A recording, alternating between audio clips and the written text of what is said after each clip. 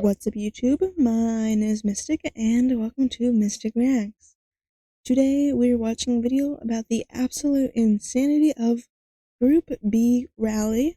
I don't know that much about cars or, car rallies, despite half of my family being mechanics, and my grandpa absolutely loving, NASCAR races when he was alive. I have no clue what I am getting myself into, but let's find out how insane they actually get. I personally am not into NASCAR races because I don't think someone racing on a round track is that interesting. But maybe this one will be. Let's get into the video. If you're new here, like, subscribe, and comment down below. What is your favorite car? When auto racing first began in the 1890s, it was extremely simple. Get a bunch of cars and drivers together and have them race from one town to another. First one there wins. In a time before purpose-built racetracks or electronic timing and scoring existed, this was the easiest way to put on a race and have an undisputed winner. However, these events were held on public roads. How long were the rallies if it was from one town to another? Especially back then, those must have moved so slow. That must have been like an hour or two just to see who wins? Really? I imagine. Roads, and thus you couldn't sell tickets and anyone could just waltz up and watch a race for free, or at least a segment of it. How dare they? People wanted to watch the entire race and were willing to pay to make that happen. So around the turn of the 20th century, auto racing migrated onto horse racing tracks, as there were already hundreds of them dotted across Europe and North America. Fans could watch the entire race, get food and drinks, and even bet on the outcome. And the best part was, all the infrastructure was already built. In the span of less than 10 years, motorsports went from almost unrecognizable to looking exactly like a modern racing event today. But no matter how much the sport of auto racing changes or how much different it looks as the decades drag on, some people are always going to want to do things the old way. Even to this day, there are still racing divisions that host races on those same horse tracks from the 1900s. Some people who insist on racing in the old styles are just in it for the nostalgia. Others are purists and say that's the only real form of racing. But most see it as an old art form that deserves to be preserved and continued at all costs. Thus, some drivers still held on to the point-to-point style of racing that had started it all. In 1911, the Rally of Monte Carlo was held in Monaco, and the name stuck. That style of racing forever thereafter was known as rally racing. Eventually, instead of one-day point-to-point races, the long rallies were broken up into segments run across multiple days. That way fans could watch more racing and get more bang for their buck. After World War II, motor racing saw an insane boom in popularity all over the world. By 1950, Formula One had begun competition and several rally series had popped up. But in 1973, the FIA, the sanctioning body for F1, threw their hat into the rally ring and created the World Rally Championship, or WRC. Immediately they saw success as they gained the rights to the Rally of Monte Carlo, and many other major rally races all over Europe, be it in the paved streets of Monaco, the snows of Finland, or the mud of Sicily. The WRC did it all and had one of the most challenging schedules on the planet. Soon, rally racing was becoming more popular than Formula One, because unlike in that series, all the cars in the WRC were stock cars anybody could buy straight from the dealer's lot. The WRC had a rule that in order to race a car in their series, a manufacturer had to produce at least 5,000 units for commercial and private sales. This rule made the Lancia Stratos one of the most recognizable race cars ever made, and it won the WRC's championship top division 3 years in a row, from 1974 through 1976. Even in America and other places where the WRC didn't race yet, people knew about the Stratos. Kids had posters of it on their walls. Those lines are unmistakable. Just look at that thing. However, by the time the early 80s... I miss when cars used to have, actual, designs. If you look on the road today, I cannot tell any truck apart. I can't tell any Jeep apart. Every car looks the same. I miss when cars had unique designs. Old cars at least have at least a bit of personality. Nowadays, it's just the same thing, but bigger and bigger. Maybe a new color every now and then. It's kind of how I see it. They all look the same. It gets boring. rolled around, there was a problem with the WRC. Oh, the numbers of divisions or groups they ran were too specialized and too restrictive for the automakers to justify manufacturing 5,000 units necessary to meet the WRC's regulations. Okay. Also, the 6 groups they had hamstrung the teams with tons of rules in the way. So in 1982, the head of the FIA, Jean Balestre, made a radical move. He condensed down the number of groups from 6 to 3. 2 stock divisions would remain, but the third was something entirely new. Usually when a sanctioning body is trying to win over teams and factories, they introduce new rules to cap costs and keep them happy. But this time the FIA would take away the rules and say anything goes. So long as the car has 4 wheels and the engine breathes air, you can run it. Really? What cars don't have 4 wheels? Like 6-wheelers? 8-wheelers? Oh, that would be really bad. But imagine like a 6-wheeler race. Now that's a lot of damage. Okay, but this is gonna get bad. An engine that breathes air and 4 wheels. Man, they were really strict with those rules.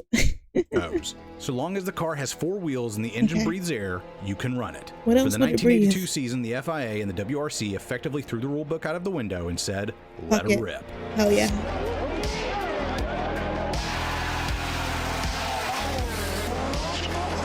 Hell yeah.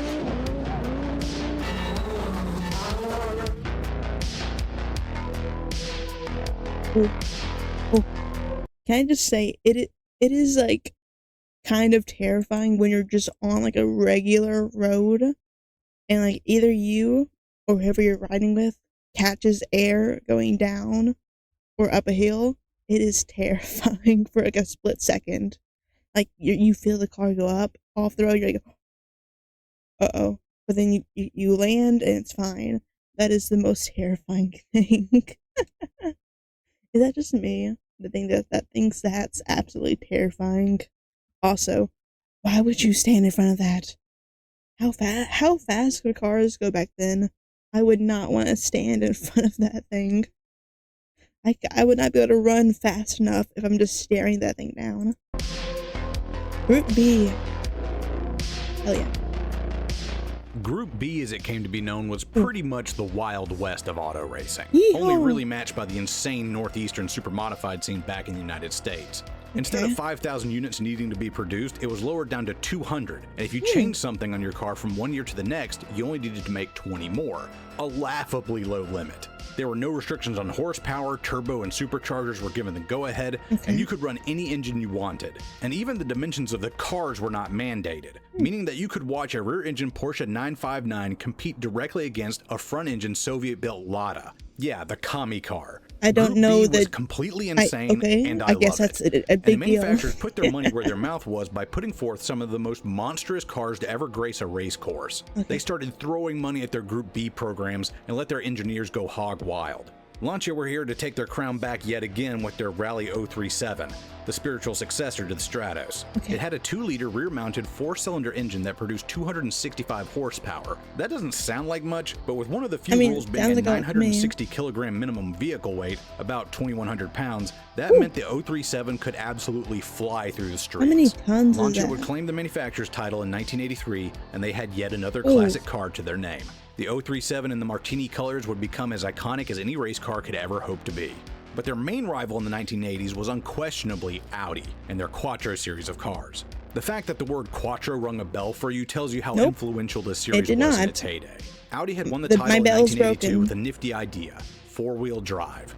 The car was a front-engine design and looked fairly normal, but it had a turbocharged inline 5-cylinder motor, and the 4-wheel drive meant that all 4 wheels could put down the 340 horsepower it produced. It was significantly over the minimum weight, being just a touch under 2,500 pounds, but that much power combined with a way to actually get it on the ground effectively meant that Lancia had serious competition. 4-wheel drive for rally was largely seen as a novelty before Group B, as it was just too unreliable and broke easily. But Audi had apparently found the secret sauce and changed the game forever. They also started an arms race by constantly updating the Quattro. They started off with the Quattro A1 in 1983, but next they debuted the Sport Quattro S1. This was a big step up in 2 ways. First, it produced 100 more horsepower than the A1, despite using basically the same engine layout. And second, it really delved deep into the ever-evolving world of aerodynamics. Aero had been something that race teams all over the world had been fiddling with since the 1950s, but cars at the time simply did not go fast enough to make it worth spending that kind of money on R&D. But Group B pushed the envelope so much in the power department that aero was now a real concern, and the cars began looking less like street cars and more like rocket ships. Peugeot was also in the thick of it with their offering, the 205 T16. It had an inline-4 turbocharged engine that made in excess of 500 horsepower, and had aero scoops jutting out of every corner of the car. And despite it having that big front engine compartment, that's not actually where the engine is. It's in the middle for better weight distribution, because this is Group B and you can just do that sort of thing. It won the manufacturer's title in 1985 and 1986 with Timo Salonen at the helm. Now's where we get to talk about the absolute mad lads and lasses that drove these things, because they were every bit as weird as their cars. Timo Salonen was a Finnish driver who, despite his appearance making him look like a tax accountant, was the best driver in Group B's history, winning more events than anyone else. He was a laid-back man who never lost his cool and insisted on driving the car with just one hand and the other one being permanently left on the shifter. Stig Blomqvist took up driving duties for Audi and tamed their Quattro series, being instrumental to their title in 1984. Walter Roll won the title for Lancia in 1983, and of course we have to mention the Queen of the Hill, Michèle Mouton. She is arguably the greatest female race car driver that has ever lived. She set the Pikes Peak hill climb record in 1985, won the 24 Hours of Le Mans, and to this day she is the only woman to have ever won a WRC event. And there you have it, a recipe for success. The fastest cars ever built for rally racing mixed with the best drivers in the world. The FIA wanted to give the WRC a shot in the arm, and they had done it. By 1984, the WRC was more popular than Formula One, and fans flocked to these events in the hundreds of thousands. Sometimes as many as 400,000 people would buy tickets to see these cars and drivers in action. How much were the tickets? There were very few, if any, crowd control measures in place for Group B I've events, noticed. and those 400,000 people gotta go somewhere. Why would they stand in front of the crowd car? the racing lines and even stand on the track itself, just waiting to get the perfect vantage point to see these race cars do their... People had to have died, right? That's what I'm thinking at this point. I'm thinking people have had to have died standing in front of it, right? At least get injured. That's what I'm thinking. That's why I think it's insane, probably. Let's see. Some of these videos are just jaw-dropping to watch. It's like the automotive equivalent of the running of the bulls. I don't even know how the drivers or their co-drivers managed to see the road ahead of them. Mechanics and crew reported that after a segment had been completed, they would find bits of clothing and hair stuck in the grille and wings of their cars, body panels splattered with blood, and even fingers wedged into the air ducts. Group B was absolute mania. Okay, so I was right. People lost their fingers? Holy, what the fuck? Okay, I need to see the death toll show up at some point. The coolest race cars, the best drivers, the most rabid fans on earth, everything had worked out for the WRC and the FIA beyond their wildest imaginations. What could possibly go wrong? Death. That's my guess. The final years of Group B. Okay. By 1985, these cars were so fast and there were so few rules in place for safety that even the drivers were starting to voice concerns. Another rule in Group B, or really lack thereof, was that cars could be made of any material, including aluminum. Those Audis and Lancias that weighed scarcely more than a metric ton were able to do so because of their aluminum frames and roll cages. And the thing about aluminum, it likes to bend. If you've ever been on a commercial flight and got a window seat above the wings, you know how much aluminum can flex during flight. That's a good thing for a plane, but not so much for a car. Rescue workers were also not numerous enough to do anything in case a car went off the track. It could take half an hour for them to show up on the scene, and their communications were also horrendously lacking. Oftentimes, the only way they found out that a driver had wrecked was when another driver drove past, finished their segment, got out of the car, and reported the smoke they had seen to an official. By the time medics and firefighters arrived, it was often far too late. Not to mention the hundreds of thousands of spectators crowding the roads made it hard to get to the scene even if their communication was better. On May 2nd, 1985, at the Corsica Rally, a Lancia 037, piloted by Attilo Bottega, went off and slammed into a tree. His co-driver was okay, but when medics arrived 20 minutes later, they found the co-driver Mauricio limping out of the woods and Bottega dead still inside of the car. The drivers petitioned the FIA to do something, but they determined that at the speed the car was going, nothing would have prevented Attilo's death. It was more or less hand-waved away as a freak accident. Racing is inherently dangerous, that's true, but the FIA's investigation left drivers with little peace of mind.